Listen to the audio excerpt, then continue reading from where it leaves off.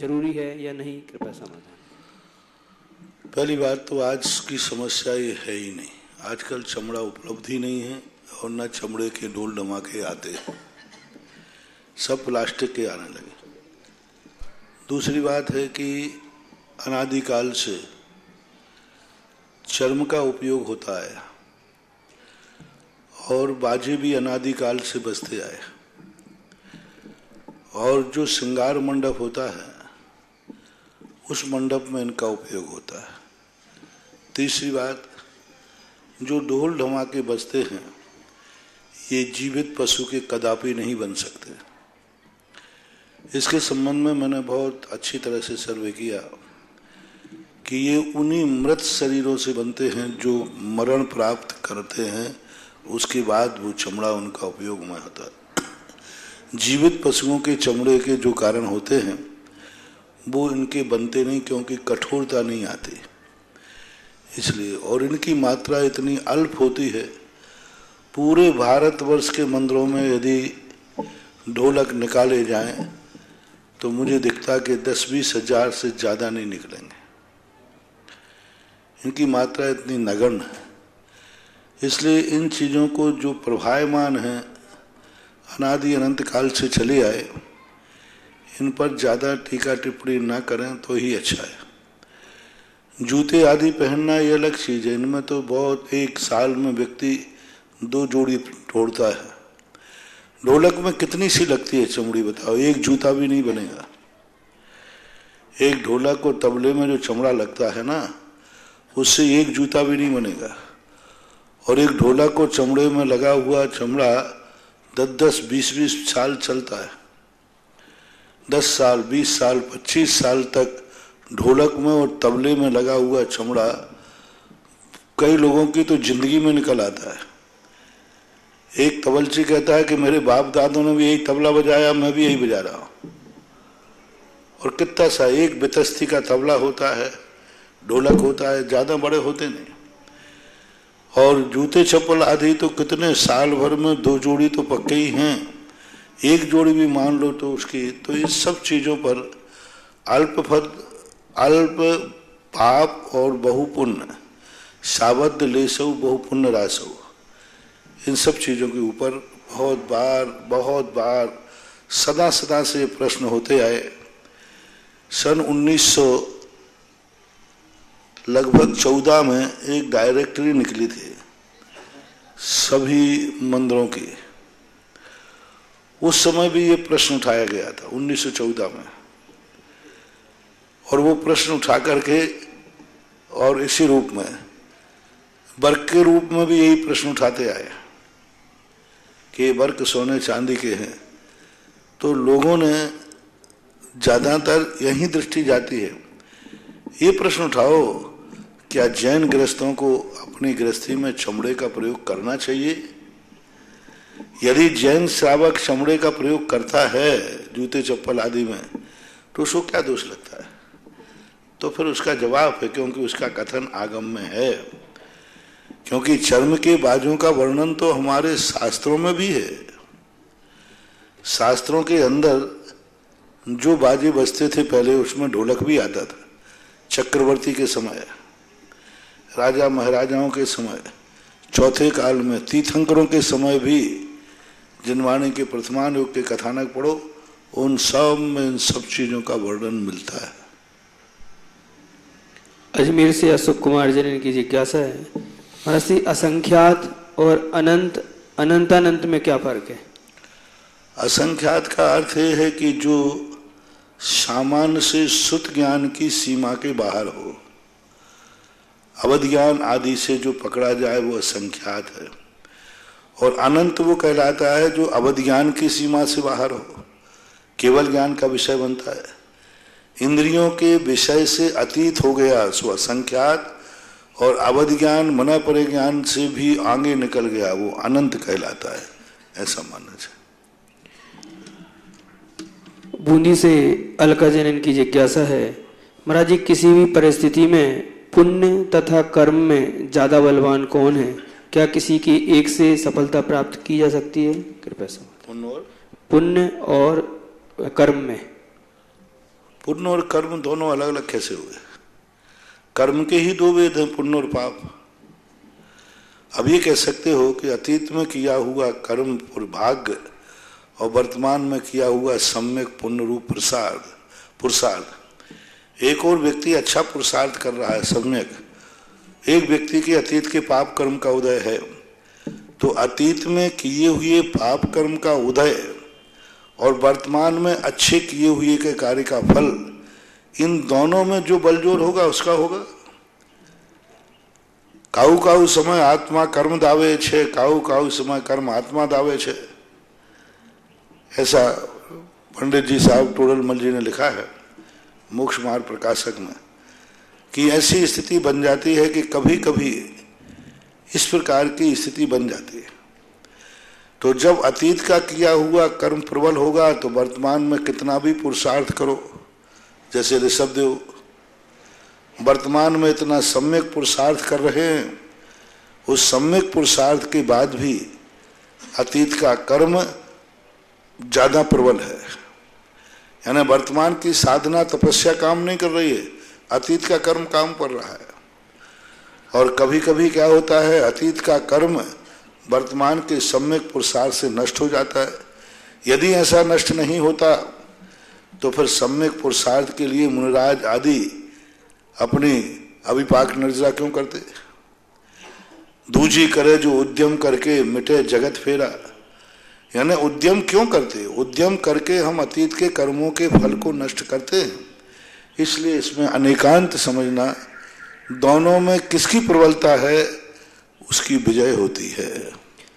अलवर से मंजू जैन की जिज्ञासा है, मरासी 12 वर्षीय पाठ्यक्रम में 11 भाग में आराधना कथा कोश की किताब में लिखा है कि ब्रह्मदत्त चक्रवर्ती ने भी नमोकार मंत्र का अपमान किया था, और महाराज की जबकि शुभम चक्रवर्ती ने नमोकार मंत्र का अपमान किया था, तो दोनों में से सही क्या है? कृपया समाधान करें। नाम के पर्यायवाची दो हैं, शुभम चक्रवर्ती और ब्रह्मदत्त।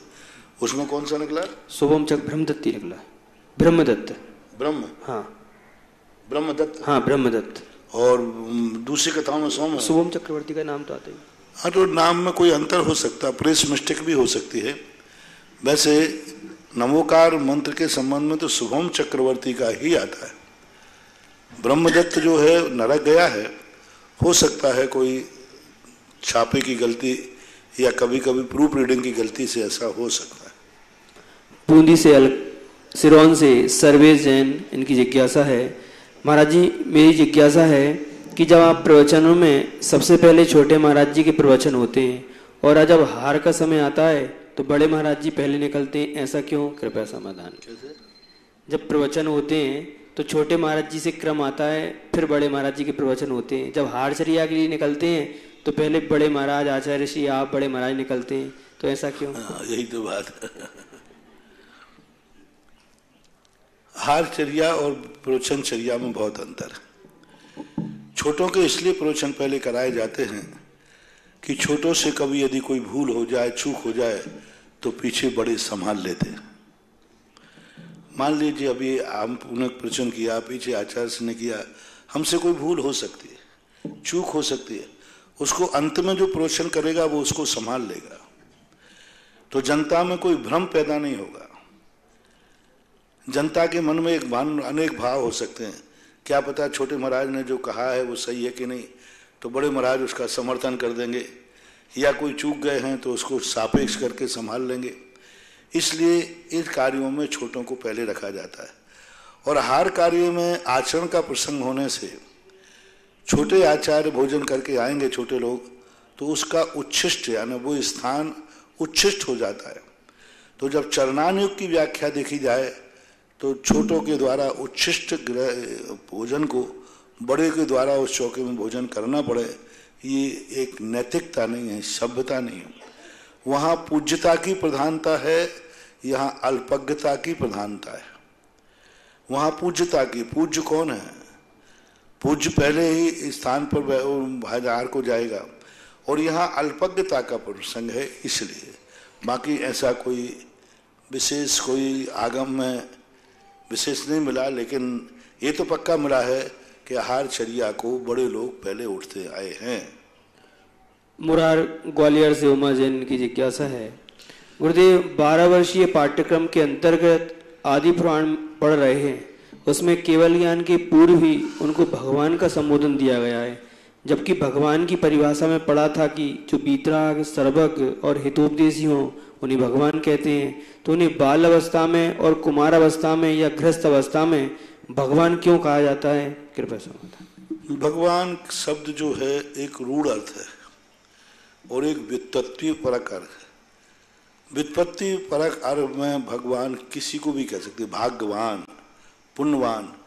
जो हम सारे लोगों के बीच में जिसका अधिक पुण्य होता है उसे भाग्यवान भगवान कहते हैं। भग धातु से बना है।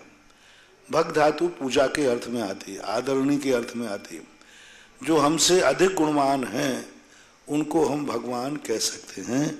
ये व्युत्पत्ति परक अर्थ है। सामान्य रूप से रूढ़ अर्थ अरहंत और सिद्धों में भगवान शब्द का प्रयोग मिला, लेकिन जैनागम में आत्मा को भी भगवान शब्द से संबोधन किया है। पूज्यवर अमृतचंद सूरी महाराज ने आत्मख्याति टीका में आत्मा को हे भगवान आत्मा, तो ऐसा भग धातु से अर्थ लेते हैं। तो ऐसी कोई बात नहीं है। हमारे यहाँ भगवान से ज़्यादा महत्व अरहंत और सिद्ध का है। भगवान शब्द सभी दर्शनकारों में आया। सभी दर्शनकारों ने भगवान शब्द को स्वीकार किया। जैन दर्शन ने भगवान शब्द को गौण किया है, अरहंत और सिद्ध परमात्मा शब्द का प्रयोग किया है। तो ऐसी कोई बात नहीं कर सकते। पुणे से दक्ष जैन इनकी जिज्ञासा है। महाराज जी, जिस तरह पुण्य के उदय से उच्च कुल जैन कुल मिलता है और अच्छे स्थानों में जन्म होता है जहाँ देव गुरु का योग हो, तो क्या त्रियंच वनस्पति पेड़ पौधे जो तीर्थ क्षेत्र पावन क्षेत्र में जन्मते हैं, क्या उनका भी कोई विशेष पुण्य होता होगा? और क्या वे जीव भव्य जीव की श्रेणी में आ सकते हैं? नहीं, आगम के अंदर, क्योंकि उनको फीलिंग नहीं होने से। जैसे पृथ्वी काय जीव सिद्ध शिला में होते हैं, तो क्या उन पृथ्वी काय जीवों का पुण्य अधिक है? नहीं। इसी प्रकार सिद्ध क्षेत्रों में आदि में होते हैं, इनका पुण्य अधिक है? नहीं, क्योंकि उनको इससे कोई फर्क ही नहीं पड़ रहा ना। वो तो कहीं उनको कहाँ मालूम है कि ये मात पुण्य क्षेत्र है या अच्छा क्षेत्र है, सम्मेद शिखर में पेड़ लगा है तो पुण्यात्मा है? नहीं, ऐसा कुछ भी नहीं।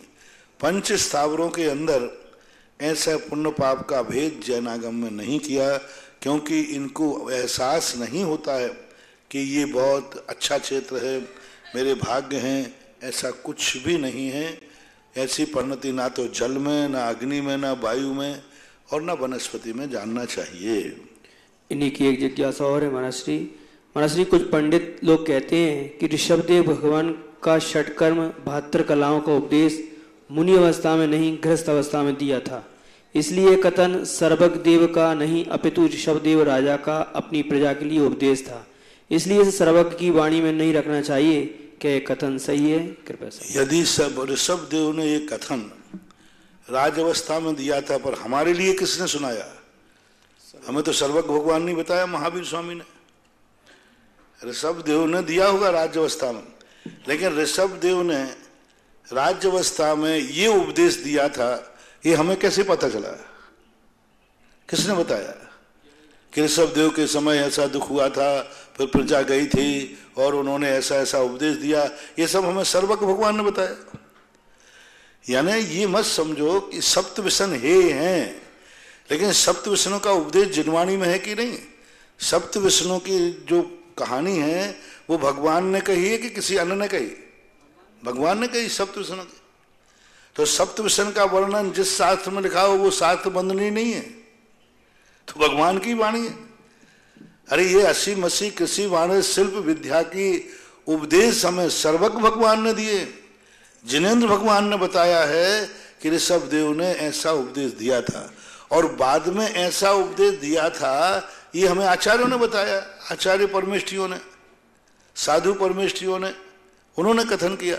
तो हमारे पास जो ज्ञान है, जो भी कथन है, वो सर्वज्ञ भगवान के द्वारा ही कथित है, किसी छद्मस्त के द्वारा कथित नहीं है। जयपुर से शिखा जैन इनकी जिज्ञासा है। तो आज भी कोई हम लोग भी उपदेश देते हैं तो यही तो कहते हैं गृहस्थों को ऐसा करना चाहिए, थोड़ी कहते हैं मुनियों को करना चाहिए। एक कहानी राजा की कहानी किसी ने लिखी वर्तमान युग में। सर्वज्ञ भगवान ने एक राजा की गृहस्थी का वर्णन किया कि इसका विवाह हुआ, इसका इतना इस प्रकार कार्य किया, इसने इस प्रकार व्यापार किया, इस प्रकार युद्ध किया। ये सारी बातें कब की राजा ने? गृहस्थ अवस्था में। किसने बताई? सर्वज्ञ ने, कि फलाने राजा ने ऐसा ऐसा किया है। तो ये तो आपको खुद सोचना चाहिए कि सर्वज्ञ की वाणी के बिना कोई भी कथन आज हमारे सामने नहीं है।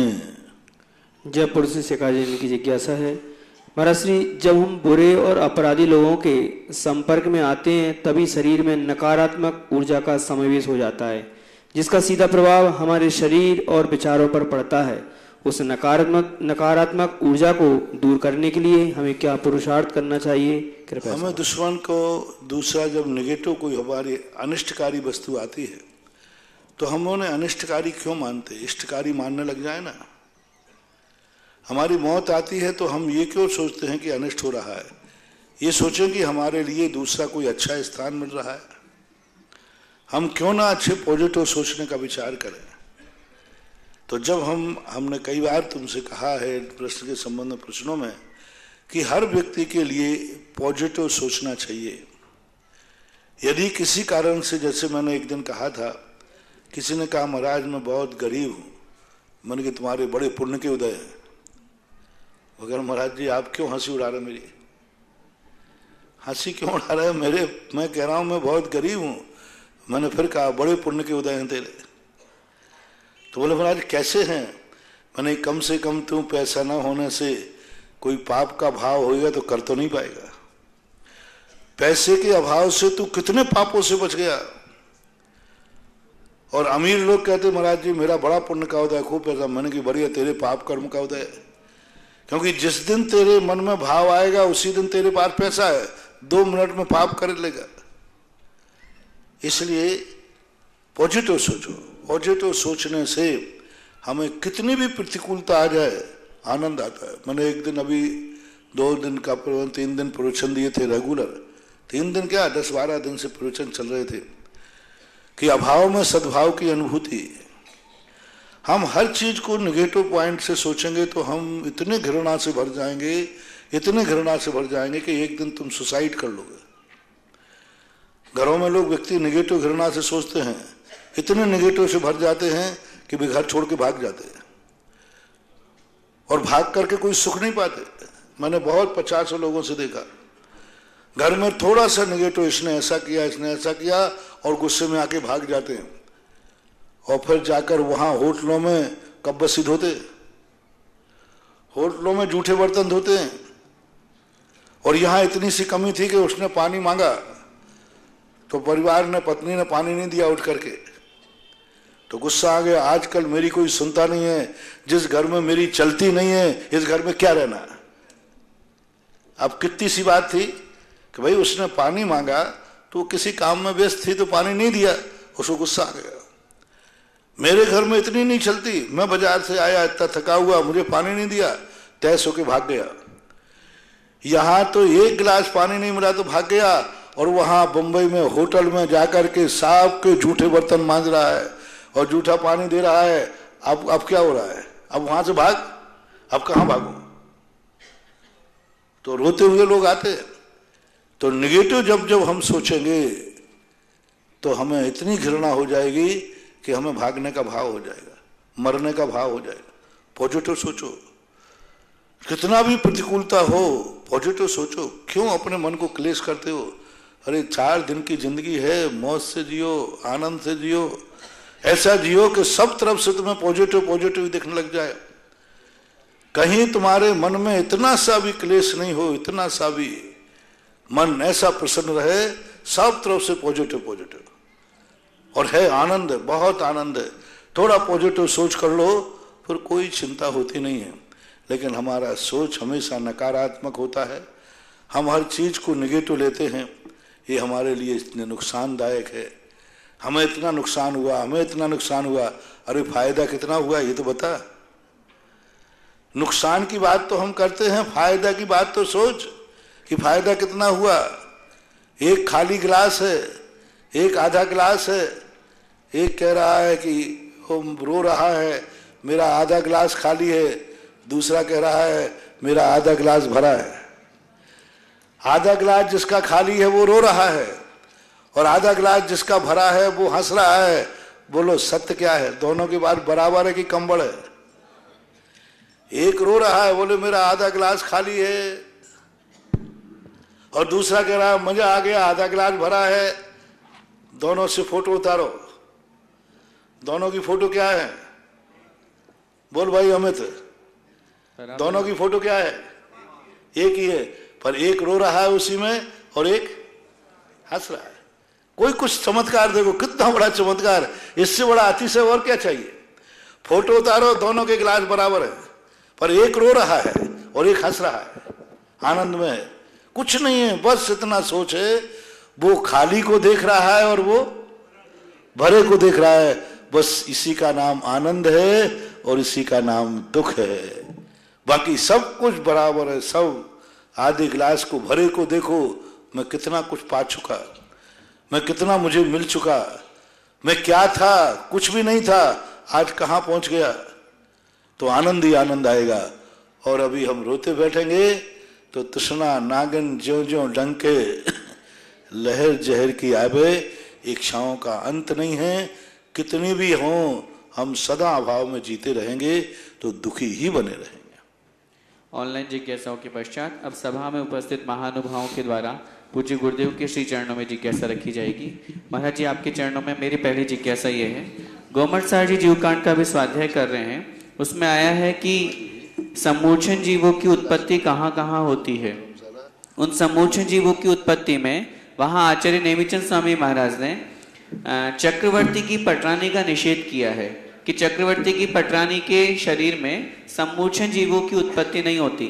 सामान्यतः शास्त्रों में हम पढ़ते हैं कि अन्य सभी महिलाओं अथवा अन्य स्थान जहाँ गंदगी विशेष होती है वहाँ सम्मोचन जीव होते हैं, लेकिन चक्रवर्ती की पटरानी को विशेष रूप से छोड़ा है। उसका कारण किसमें? सम्मोचन जीवों की उत्पत्ति में। कहाँ? गोमट सार जी जीवकांड में है। फिर से प्रश्न करो। गोमट सार जी जीवकांड जी में आया है, सम्मोचन जीवों की उत्पत्ति कहाँ कहाँ होती है। उन्होंने अनेक स्थान बताए, लेकिन सम्मोचन लब्धि पर्याप्तक जीवों की बात है। तो लब्धि पर्याप्तक जीवों की कुछ विशेषताएं होती हैं। अब कुछ विशेषताओं में उन्होंने इसलिए रख दिया हो शायद क्योंकि चक्रवर्ती की पटरानी पूर्व भाव से निश्चित होकर के आती है कि ये पटरानी ही बनेगी। अब उसके पुण्य के कारण से ऐसा होता है, नियोगी परिणाम हो, क्योंकि कारण तो कुछ दिया नहीं, ऐसा कोई कारण नहीं दिया कि उनके शरीर में इस प्रकार की परिणति होती है, तो ऐसा कोई कारण नहीं बना। इसलिए हो सकता है शायद नियोग हो, यही कारण हो सकता है। तीर्थंकर आदि की तो बात समझ में आती है। उनकी माता के लिए निषेध नहीं किया महाराज जी, उनकी तीर्थंकर की माता के लिए निषेध नहीं किया। नहीं, तीर्थंकर स्वयं की, हाँ उनके स्वयं के तो होता है। तीर्थंकर का तो कुछ जीवों के तो तर्क हैं, जैसे तीर्थंकर के शरीर में क्यों नहीं होता, क्योंकि मलमूत्र भी नहीं है, स्वेद भी नहीं है, पसीना आदि भी नहीं है, इसलिए। लेकिन अब वो नियोग ही मानना चाहिए। ऐसा कहना तीर्थंकर की माता को तो नहीं होते, नियोग नहीं होती है, मतलब निषेध नहीं किया। हाँ निषेध नहीं किया तीर्थंकर की माता, अलग से बस अकेले ये बताया गया है कि सिर्फ चक्रवर्ती की पटरानी। हाँ, पर तीर्थंकर की माता के संबंध में चर्चा नहीं की। होते हैं अथवा नहीं होते, निषेध और विधि दोनों खतर नहीं मिलते। लेकिन कुछ स्थानों पर जैसे भोग भूमियाँ जीव होते हैं, इनके नहीं होते, तो कुछ स्थानों के तो दिए गए, लेकिन तीर्थंकर की माता के होते या नहीं होते यह इंगित नहीं किया गया। नमस्ते महाराज जी। जिज्ञासा के लिए सीमा जी जैन किशनगढ़, आपके पश्चात तैयार रहेंगे श्रीमान अमित कुमार जी जैन जयपुर, वो अपनी जिज्ञासा रखे। उससे पूर्व एक बात और है कि तीर्थंकर की माता पूर्व भाव से निश्चित होकर के नहीं आती, पटरानी निश्चित होकर आती है। पटरानी जिसके यहाँ कन्या के यहाँ जन्म लेती है, वहां पर घोषित किया जाता है कि इस कन्या का पति चक्रवर्ती होगा। लेकिन ऐसा कोई कथन नहीं आया कि इस माता का, ये तीर्थंकर की माता होगी, ऐसा पूर्व भाव का संयोग लेके आया। पूज्यवर जनसेन स्वामी ने श्री हरिवंश पुराण के अंदर जरूर ये बात कही, क्योंकि समुद्र विजय एक 10 भाई थे, 10 भाइयों में समुद्र विजय सबसे बड़े थे। तो 9 भाइयों की शादी हो गई और उनके संतान की भी उत्पत्ति हो गई। जैसे कृष्ण जी के माता पिता वासुदेव वगैरह सब छोटे थे समुद्र विजय से। तो समुद्र विजय की पत्नी जो थी, उनके मन में एक भाव आया, भामा देवी थी ना पार नेमिनाथ की, अश्वसेन की जी, शिवा देवी।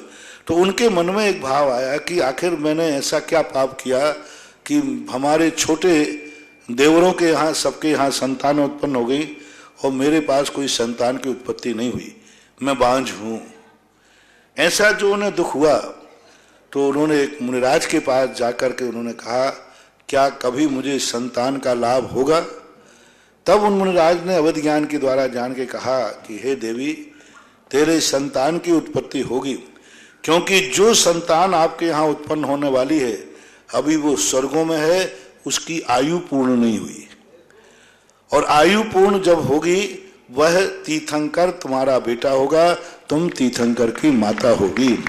ये प्रसंग हरिवंश पुराण में पूज्यवर जिनसेन स्वामी ने दिया है। तो ये संकेत थोड़ा मिला, लेकिन ऐसा और नहीं मिला जैसे चक्रवर्ती की पटरानी का मिलता है, ऐसा उसका और कोई देखने में नहीं आया। हो सकता है कोई नियोग हो। जी, गुरुवर के चरणों में शत नमन। गुरुवर, जिनेंद्र देव के मंदिर में साक्षात गुरुवर भी विराजमान हो तो क्या उनके सामने श्रीफल चढ़ा सकते हैं गुरुवर को? देव शास्त्र गुरु तीनों बराबर की कोटि में आते हैं। मंदिरों में ही गुरुओं की पूजा होती है, मंदिरों में ही उनके पाद प्रक्षालन होते हैं, मंदिरों में ही उनको श्रीफल चढ़ाना ही चाहिए, क्योंकि सदा सदा से देव शास्त्र गुरु की पूजा एक ही वेदी पर, एक ही ठोने पर, एक ही स्थान पर करते आए हैं, सदा से होता आया है। और आचार्यों ने आगम में मुनिराज की मुद्रा को भी जिन मुद्रा कहा, अरहंत मुद्रा कहा और साक्षात प्रतिमा कहा। मुनि मुद्रा को प्रतिमा शब्द का भी संबोधन किया। ये अरहंत तो नहीं है, लेकिन अरहंत के समान इनका स्वरूप है, इसलिए कोई बाधा नहीं, होना ही चाहिए। गुरुवर, एक जगह शौर भक्तामर, मैं भक्तामर के उपवास करती हूँ, तो क्या हमें भक्तामर के उपवास करूँ उस दिन विधान कर सकती हूँ मैं अकेले? क्या इतनी शक्ति में ग्रहण कर सकती हूँ विधान की? विधान करने मतलब पूजा खाली ऐसे मांडला जी मंडा के नहीं, खाली पूजा। ठीक है, नंबर कम होंगे।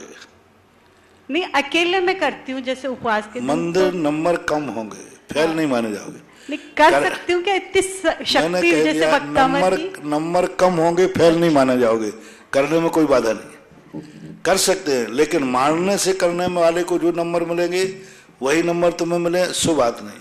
कम नंबर होंगे लेकिन करने में कोई बाधा नहीं है।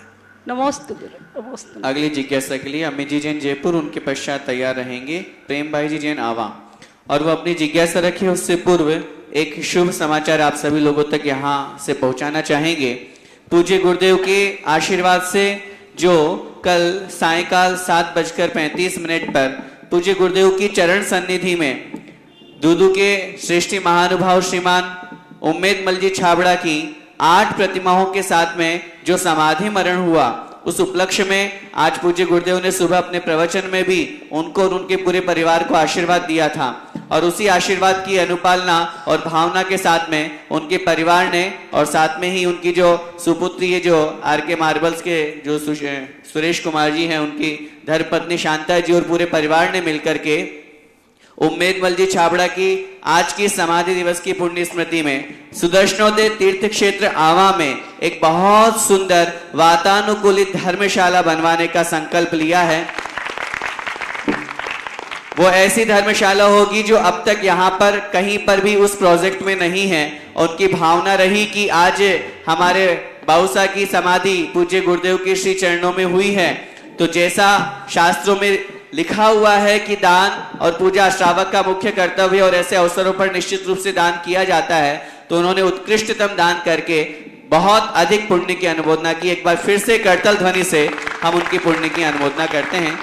जिज्ञासा के लिए श्रीमान अमित जी जयपुर। गुरुवर को शत नमस्कार, नमोस्तु।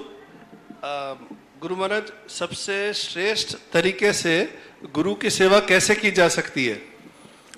सबसे श्रेष्ठ तरीका है गुरु की आज्ञा, उनके अनुसार जो जीवन यापन जैसा करना चाहिए, जीवन की जो शैली होना चाहिए, वो जिस ढंग की पसंद करते हैं तदनुसार आचरण करना ही सेवा है।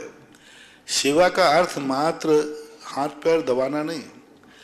सेवा का अर्थ है कि हम ऐसा कोई कार्य न करें जिससे कि लोग ये कहें कि अरे तुम उन गुरु के चेले होकर ऐसे काम करते हो।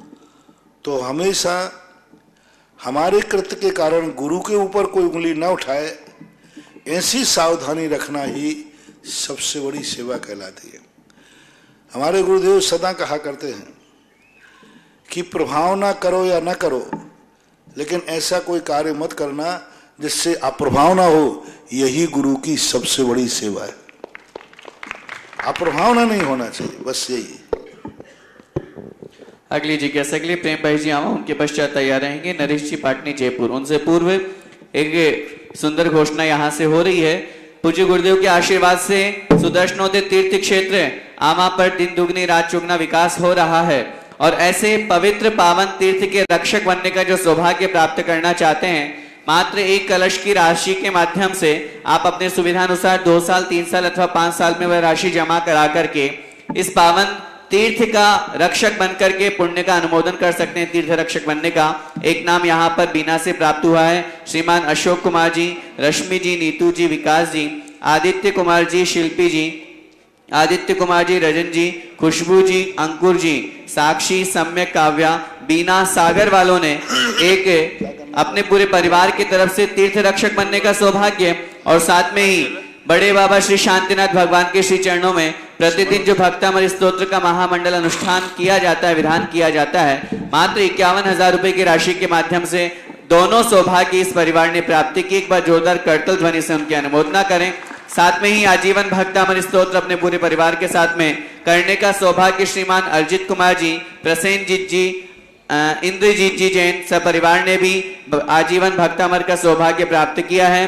श्रीमान शीतल जी जैन, पीयूष जी, याशिका जी, आदित्य जी, नेहा जी, अमित जी, धानवी, ईशान, बडला आगरा परिवार ने भी आजीवन भक्तामर करने का सौभाग्य प्राप्त किया है। और भी महानुभाव जो अपनी किसी भी पुण्य स्मृति में किसी भी शुभ अवसर पर यह कार्य करना चाहते हैं, वे शीघ्रता से अपने नाम यहाँ पर प्रेषित कर सकते हैं। जिज्ञासा। गुरुवर के चरणों में त्रैवार नमोस्तु नमोस्तु नमोस्तु।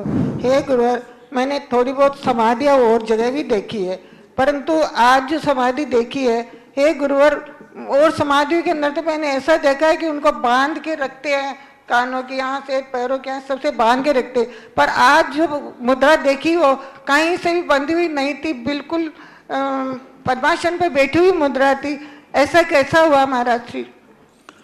इनकी जिंदगी भर की साधना थी और जिंदगी भर जिन्होंने सामायिक की हैं, जिन्होंने 2-2 3-3 घंटे एक आसन से बैठ कर के भगवान की पूजा की है, सुबह 8 बजे से लेकर के 11 बजे तक निरंतर मंदिर में पूजन पाठ सब कुछ, 25 साल से तो मैं 30 साल से मैं देख रहा हूँ, 1994 से देख रहा हूँ। जब मैं पहली बार दूदू आया तब भी उनका यही था, गृह चैत्यालय था। तो ये पूरे जीवन भर की साधना, जब उनके प्राणों का निकलना हुआ, किंचित मात्र भी उनको क्लेश नहीं हुआ, किंचित मात्र भी उनको आकुलता नहीं हुई। इतने धीरे से उनके प्राण निकले जैसे कि एक व्यवस्थित ढंग से निकल रहे हो।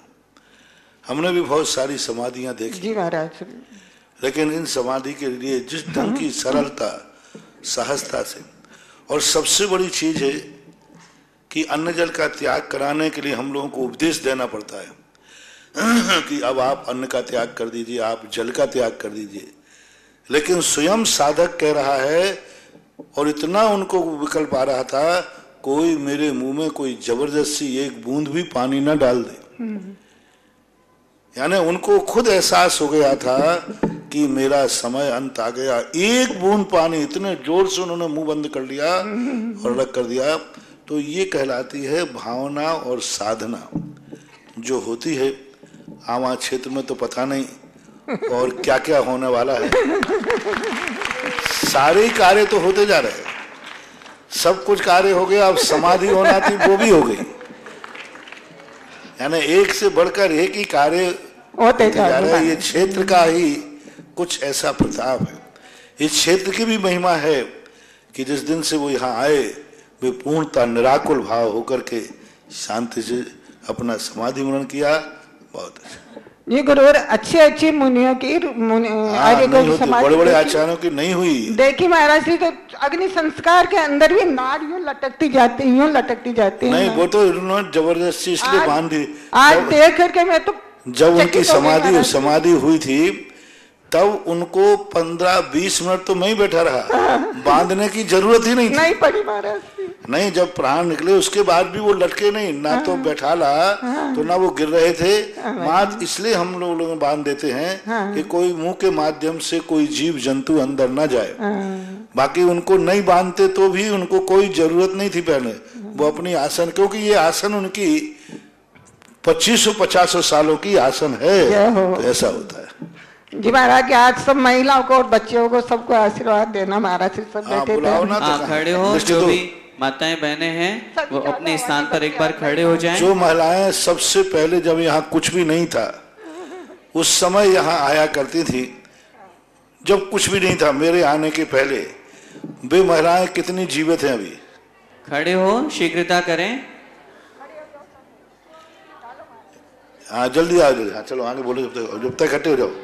हाँ, जब तक आप लोग खड़े हो, एक शुभ सूचना सभी लोगों के लिए जो यहाँ पर उपस्थित हैं और जो टीवी चैनल्स के माध्यम से सुन रहे हैं, उन सभी लोगों के लिए आगामी 24 फरवरी को रविवार को पूज्य गुरुदेव के आशीर्वाद से हाल ही में संपन्न हुआ यह जो पंच कल्याणक था, जो कि एक बहुत बड़ा अंतर्राष्ट्रीय ऐतिहासिक पंच कल्याणक रहा।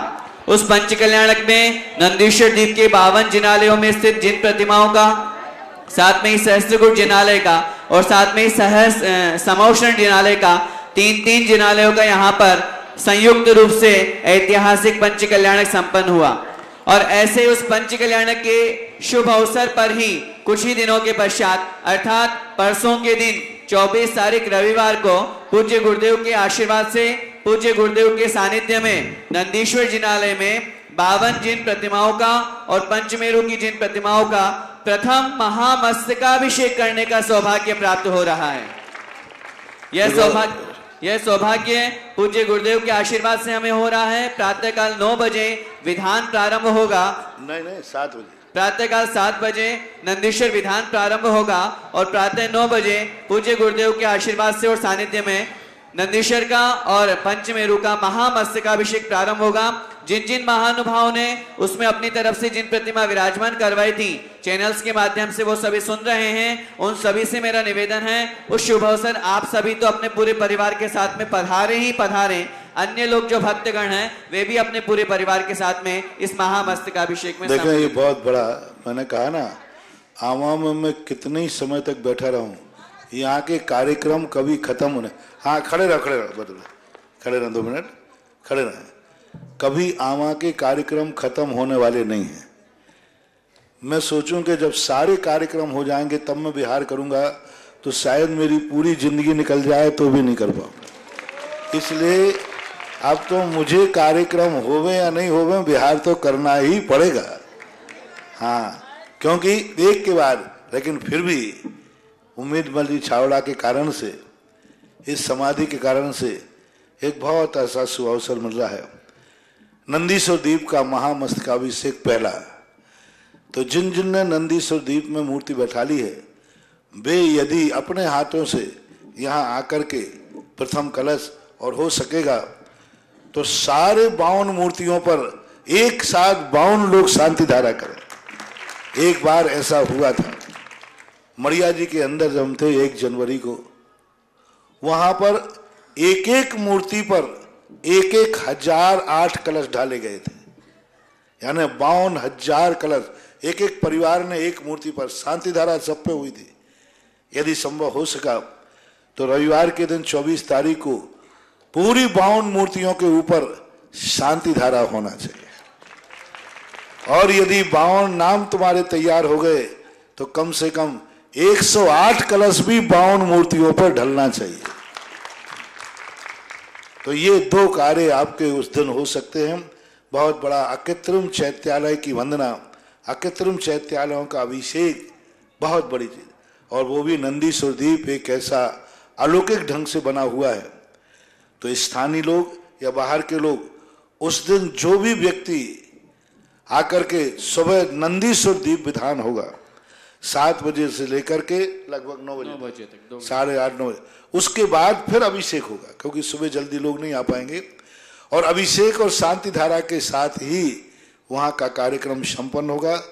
मूर्तियां तो विराजमान हो गई, काम चल रहा है। मेरू की भी मूर्तियां भी एक बार अपन विराजमान कर सके हैं, तो मेरू के विराजमान करने वाले भी आ जाएं, जिनके 5 मेरू हैं, तो वे भी 100 मूर्तियां एक बार विराजमान करके, और सारे के सारे पूरे नंदीश्वर द्वीप का एक अलौकिक दृश्य होगा, बहुत अलौकिक। छपते छपते कह नहीं सकता, क्या पता कोई उम्मीद बल जैसा कोई दूसरा आ जाए तो फिर रुक जाए। मैंने तो छावड़ा जी आते ही मैंने कहा कि ये सब आमा के शांतिनाथ भगवान का फैलाया हुआ षड्यंत्र है, कि ये भागने वाला है, वैसे तो रुकेगा नहीं। तो ऐसा जबरदस्त निमित्त बुलाया कि वो निमित्त आकर के अब जाओ बेटा कैसे जाते हो। लेकिन फिर भी बहुत अच्छा हुआ कि उम्मीद बल ने शांतिनाथ भगवान की नहीं सुनी, हमारी सुनी। शांतिनाथ भगवान की सुनते तो हो सकता था 1-8 महीने निकाल देते, लेकिन मेरी सुनी गई कि वो जल्दी जल्दी 2 दिन में ही समाधि हो गई। तो अब फिर भी एक कार्यक्रम रविवार के दिन, जिन्होंने नंदीश्वर पे कलशारोहण किया था उनको भी बुला लेना, वो कलशारोहण करेंगे। तो नंदीश्वर मंदिर के लिए महामस्तकाभिषेक 108 कलशों से प्रत्येक मूर्ति पर, और प्रत्येक मूर्ति पर शांति धारा होना चाहिए। और इसकी स्थिति के लिए आप लोग तैयार हो जाएं। अब ये मत सोचे कि अब और बस ऐसा कार्यक्रम हो उस दिन का कि सबको उस मंदिर में जाते ही, कल मैं 10 मिनट के लिए गया, 2 घंटे में लौट के आया। वहां जाते ही एक ऐसा लगता है कि जैसे अकृत्रिम चैत्यालयों में, और मैं तो उस नंदीश्वर द्वीप को देखकर ऐसा लगने लगा कि हे भगवान, तेरी प्रतिमा इतनी सुंदर, तू कितना सुंदर, तेरा स्थापना विक्षेप का नंदीश्वर द्वीप जब इतना आकर्षित है, साक्षात नंदीश्वर द्वीप कैसा होगा, इसी से अंदाज लगाया जा सकता है। इसलिए सब लोगों को, जिन जिनको सुन रहे हैं, सब लोग अकृत्रिम चैत्यालय के, रविवार का दिन है, सुबह के सुबह इसलिए रखा कि फिर दोपहर में थोड़ा सा अनुकूलता सबको नहीं बन पाती। तो सुबह का कार्यक्रम का एक बहुत आपने घोषणा की है, तो कोई बात नहीं, रविवार और मैं दिए देता हूं। महाराज जी, ये सभी महिलाएं, और ये महिलाएं हैं जो सबसे पहले इस पहाड़ी पे कुछ भी नहीं था, रास्ता भी, यहाँ आने के कोई रास्ते नहीं थे, पगडंडियां थीं, और ये महिलाएं उस समय भी इस माटी पर, स्थान पर जो स्तंभ आदि थे, उन स्थानों पर अपनी श्रद्धा व्यक्त करने के, आस्था के बल पर यहाँ आती थी। इन्हीं की उस पवित्र आस्था और श्रद्धा के बल पर आज ये तीर्थ क्षेत्र के इतना बड़ा रूप ले पाया, क्योंकि बूंद से ही सागर बनता है। एक छोटी सी श्रद्धा से बहुत बड़ी श्रद्धा बन जाती है। इन सभी महिलाओं को बहुत बहुत आशीर्वाद कि आज आप लोगों की वो छोटी सी भावना, आप लोगों ने भी कल्पना नहीं की होगी उस समय कि हमारे जीते जी यहाँ इतना बड़ा तीर्थ क्षेत्र बन जाएगा। ये आप लोगों की भावना का फल है। सबको आशीर्वाद। ऐसे हो जाओ, सब भारत तुम्हारा चेहरे देख ले, ऐसे हो जाओ वीडियो में। आइए जिज्ञासा के लिए श्रीमान नरेश जी पाटनी, उनके पश्चात तैयार रहेंगे पद्मा जी जैन आवा।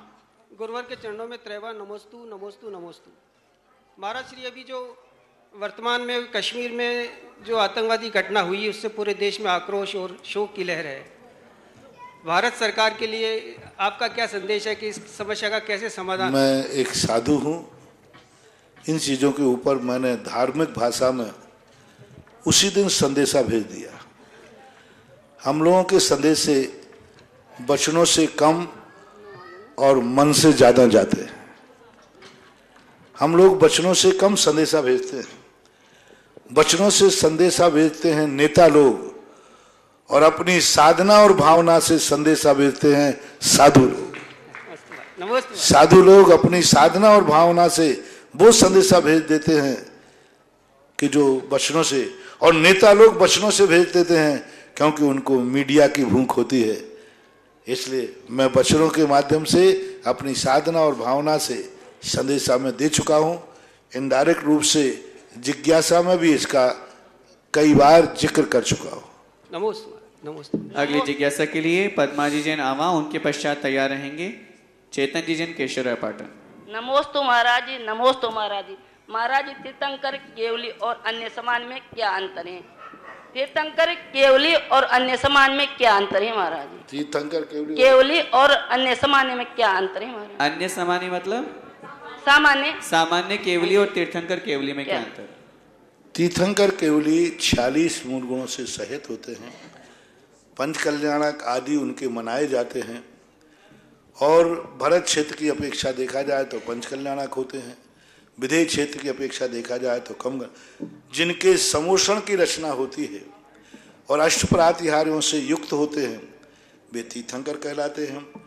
जिनके समोषण की रचना होना जरूरी नहीं है और अष्टप्रातिहार्य होना भी जरूरी नहीं है, उन्हें सामान्य केवली कहते हैं। इतना नमोस्तु। अगली जिज्ञासा के लिए चेतन जी केशवराय पाटन, उनके पश्चात तैयार रहेंगे प्रवीण जी जैन। गुरुदेव के चरणों में सत बात नमन। गुरुदेव, मेरी जिज्ञासा है, हम जब छोटे छोटे थे तब आवा से आपने बिहार कर केशवराय पाटन में पदार्पण किया था। वो हमारे लिए बहुत शुभ और पुण्य का उदय था, मगर उसके बाद आपने 19 साल हो गए, हमारे अशुभ कर्म का कौन सा उदय आया कि आपने दोबारा पाटन की तरफ देखा भी नहीं? मेरी जिज्ञासा है। देखो, साधु का विहार वहाँ के भाग्यवान लोगों के कारण से होता है। वहाँ के लोगों की पुण्यवानी और उनकी समर्पण, निश्चलता, निस्वार्थता होती है। उनके यहाँ साधु अपने आप विहार किया जाता है। बाबू, आपको मालूम है, मैं बहुत बार प्रैक्टिकल कर चुका। कई स्थानों पर, एक स्थान पर लोगों ने मुझे बुलाया, बहुत दिन से लगे थे, मैं जबरदस्ती गया भी। मैंने बहुत प्रयास किया उस स्थान का विकास करने के लिए, दान के लिए भी को प्रेरित किया, लेकिन एक भी व्यक्ति ने दान की घोषणा नहीं की। लोग कहने लगे, महाराज जी ये बहुत आश्चर्य की बात है, आप बोलें और कोई दान की घोषणा ना करे, आप बोलें और योजना पूरी नहीं हो। मैंने कहा भाई मैं भी परेशान हूं कि आखिर ऐसा क्यों हो रहा है, आखिर ऐसा क्या बात है। एक दिन मुझे भी विकल्प आ गए, आखिर ऐसा क्या बात। तो मैंने एक दिन कमेटी से पूछ लिया, मैंने कि भाई तुम मुझे यहाँ क्यों लाए थे? मेरे प्रति आपकी भक्ति है, श्रद्धा है, या मेरे आने से पैसा आ जाता है इसलिए लाए, या मैं अच्छा साधु हूं इसलिए लाए? तो उन्होंने कहा महाराज जी आप नाराज तो नहीं होगे, मैं तो इसलिए लाया हूं कि आपके आने से पैसा आ जाएगा, क्षेत्र का विकास हो जाएगा, इसलिए मैंने आपको लाया हूं। बस उसी दिन भगवान ने मुझे कहा, देख लिया ना, यहाँ के लोग तुझे नहीं चाहते हैं, तेरे प्रति श्रद्धा नहीं है। यहाँ के लोग चाहते हैं कि महाराज आते ही पैसा आ जाएगा, इसलिए यहाँ 1 रुपया भी आने वाला नहीं, यहाँ से विहार कर दे। और कई स्थानों पर मैंने देखा कि मैं बोल ही नहीं पाता हूं, उसके पहले योजना पूरी हो जाती। मैं परेशान हूं कि भाई ये तो टाइम लगेगा तुरंत। तो मैंने वहां के लोगों से पूछा कि भाई तुम मुझे क्यों लाए हो? बोले ना मुझे पैसा चाहिए है, ना तीर्थ चाहिए है, मुझे तो महाराज चाहिए। मुझे ना विकास चाहिए है, ना पैसा चाहिए, ना धन दौलत चाहिए, मुझे तो महाराज चाहिए है। जो श्रद्धा भक्ति से साधु को गुरु मान करके बुलाते हैं, वहां हम विकास नहीं भी करना चाहें तो हो जाते। जैसे आवा, यहाँ के लोग कभी मुझे इसलिए नहीं लाए कि मेरे क्षेत्र का विकास हुआ, कभी नहीं कहा उन्होंने। ये तो बोलते ही नहीं, ये तो कहते विकास हो ही नहीं। हाँ, ये तो कहते हमें कोई विकास नहीं करना, हमारे तो छोटे से ठाकुर जी हैं, यही बहुत है, जय जय नाथ परम गुरु हो, बस। वो गुफा वाले शांतिनाथ वहीं बैठे, वहीं ठीक है, बात बड़ी। कभी भाव नहीं किया। इन्होंने मात्र श्रद्धा की है गुरु से, आस्था की। इनका कोई लोभ नहीं है कि मेरा तीर्थ क्षेत्र बने, मेरे दान आवे। मुझे तो एक ही मतलब है, मेरा गुरु मेरे पास रहे, बस इतनी सी बात है। और उन्होंने हर बार यही कहा, कभी आज तक इन्होंने मेरे से ये नहीं कहा महाराज आप चलो, आपके कारण तीर्थ का विकास हो जाएगा, तीर्थ का उद्धार हो जाएगा, आप नहीं आओगे तो तीर्थ का उद्धार नहीं होगा। ऐसी भावना इन्होंने नहीं की।